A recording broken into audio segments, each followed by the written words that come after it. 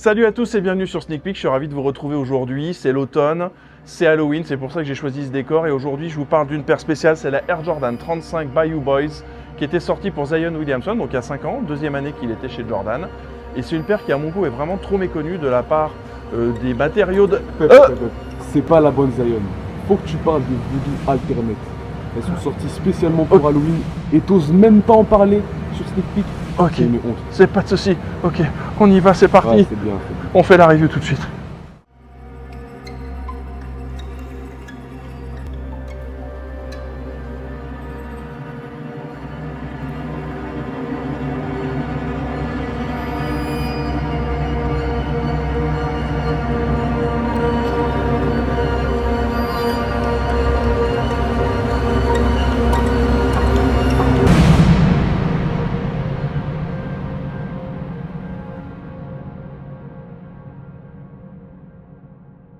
Et j'ai entre les mains cette Jordan 1 Low Voodoo Alternate. Vous vous souvenez, il y a cette version-là qui était sortie avec ses tons plus marrons il y a quelques temps déjà. Et cette fois-ci, on a cette version qui est plus sur le bleu, sur le mauve, le noir, le gris, et qui, à mon avis, va beaucoup mieux dans un thème d'Halloween. Alors, j'ai beau avoir super peur, je vais quand même vous faire cette review et essayer de la faire le mieux possible.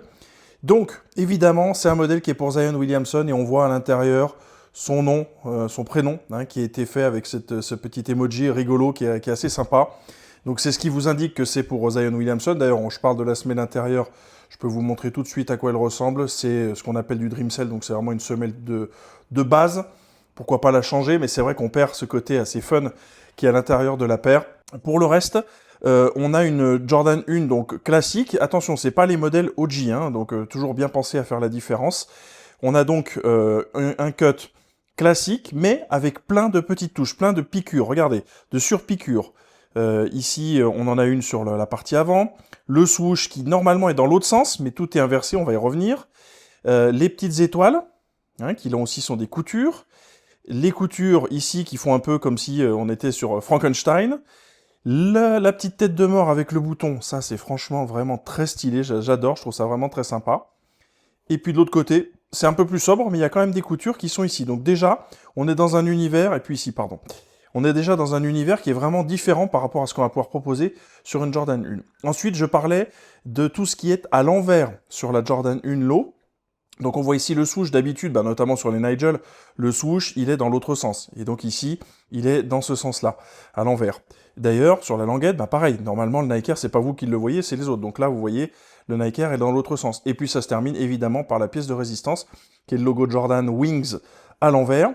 Et c'est pas tout, puisqu'il cache même un petit truc sympa. On retrouve le logo de Zion à l'envers. Ça, c'est très très rare. Je crois qu'il y a une ou deux paires de Jordan 1 Low qui ont eu ça. Mais c'est vraiment quelque chose de rare. Pour le reste, on est sur du textile qui va couvrir l'avant. On est presque sur un canvas, hein, sur limite jean.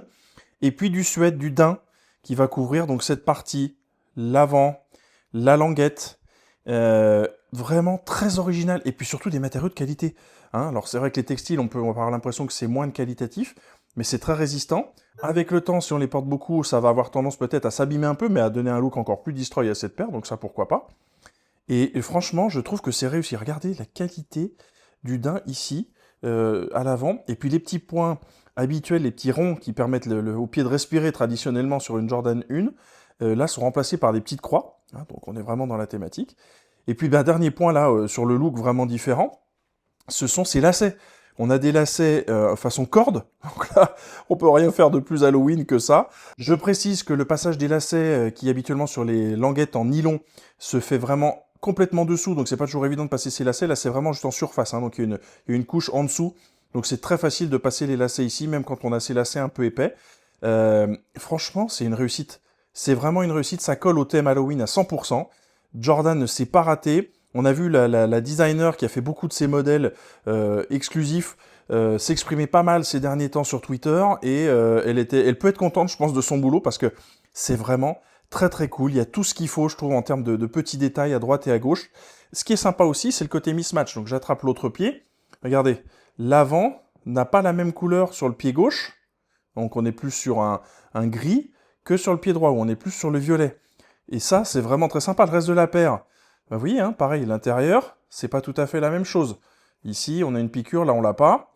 Et après, de l'autre côté, ben, même principe. En fait, tout va être inversé. Donc ça, c'est pour moi une grande réussite. Ça demande quand même d'avoir une fabrication spécifique pour les deux pieds. On sait que souvent, les deux pieds sont fabriqués sur des usines différentes. Mais pour le coup, là, ça marque vraiment très bien le coup. Si ces lacets ne vous plaisent pas, puis je dirais que si vous les portez beaucoup, j'ai toujours un peu peur. Il y a, regardez, 3 autres paires de lacets. Hein, donc le bleu qui va venir, enfin le vert bleu qui va venir matcher ici celui-ci.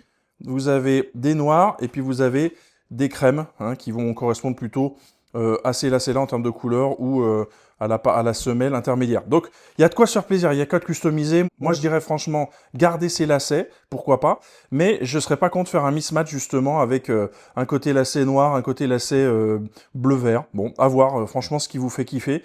Mais c'est ça qui est sympa, c'est pouvoir faire de cette paire une paire encore plus personnelle, encore plus custom, et vraiment avoir quelque chose, une expérience qui soit vraiment propre à ce que vous voulez. Je voulais juste vous montrer quand même la paire que je porte au pied aujourd'hui, donc c'est cette Jordan 35 Bayou Boys.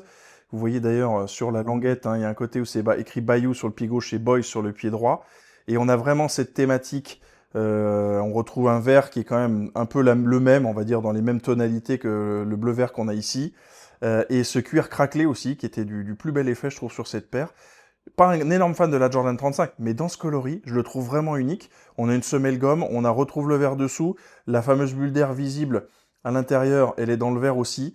Donc franchement, moi j'adore cette paire, je trouve qu'elle va bien, je la porte tout le temps à Halloween. Mais alors pour le coup, la Jordan s'est sublimée avec une paire vraiment unique, qui est peut-être déjà vue, mais franchement faire une version alternate encore mieux que la version d'origine, ça pour le coup, on n'avait jamais vu. Un point dont je n'ai pas parlé, c'est la boîte aussi, sans faire un unboxing complet. Chaque pied est emballé individuellement dans du papier, avec un papier qui recouvre l'ensemble.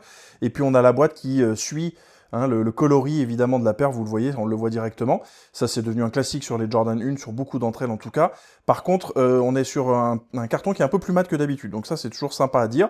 Bien sûr, true to size, hein, la Jordan 1 low, c'est le classique des classiques sur cette partie-là. Grande réussite pour Jordan, franchement pour moi, ils ont vraiment coché toutes les cases sur cette paire. C'est exactement le genre de sortie qu'on a envie d'avoir en 2025, quelque chose qu'on peut customiser, quelque chose qui est différent, plutôt que les sempiternels Air Jordan 1 Low dans différents coloris avec de la mauvaise qualité. C'est pas beaucoup plus cher que d'autres paires que vous allez trouver dans le commerce, et franchement, ça vaut le coup. On a eu un stock qui était disponible partout, et je suis sûr qu'à la revente, les prix vont pas non plus exploser. Donc bravo Jordan, et joyeux Halloween.